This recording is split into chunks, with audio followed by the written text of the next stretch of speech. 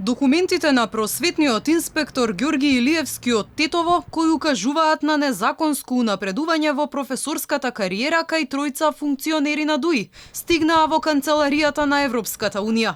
Инспекторот за целиот случај ги запознал и амбасадорите на Франција и Холандија, а покана за средба очекува и во дипломатското представништво на Соединетите Американски држави. Разочаран е вели од неажурноста на домашните институции, кои за неговите предмети молчат со месеци. Таа второстепена комисија што донесла скандалозно политичко решение, ќе треба да го открие и да го каже антикорупцијско.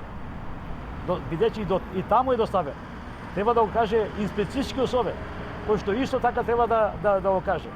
Да го каже јавното обвинителство, не да молчат. Со тешко срце морам да кажам дека се губи доверба во институциите. Кога јас како инспектор ова го следувам, што обичниот граѓанин. Верувајте, многу тешко, а за сето ова знаат.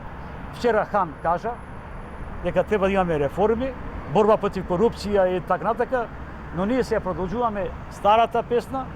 Откако го обелудени скандалот, инспекторот велиот бил мета на закани, а за него расправаше и дисциплинската комисија.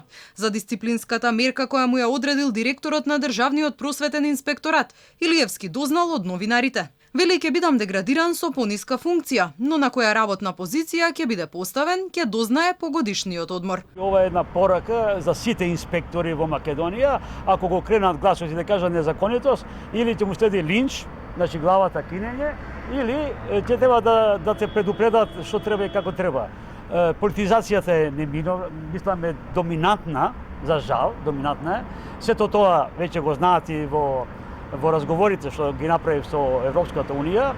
Илиевски сега е раководител на Оделението за инспекцијски надзор во високото образование, научните институции, ученичките и студентските домови. Ако според систематизацијата се спушти едно скалило подолу, ќе треба да работи како советник државен просветен инспектор. Тој треба да оди во пензија во јануари следната година. Инаку вишиот инспектор Илиевски се товари дека го прекршил етичкиот кодекс со тоа што пред медиумите неодамна обзнани дека високи функционери на ДУИ противзаконски се стекнале со високи наставно-научни звања додека биле на функција. Случајот се однесуваше на министерот за образование Арбер Адеми, заменикот министер за внатрешни работи Агим Нухиу и директорот на Државниот завод за индустријска сопственост Сафет Емрули.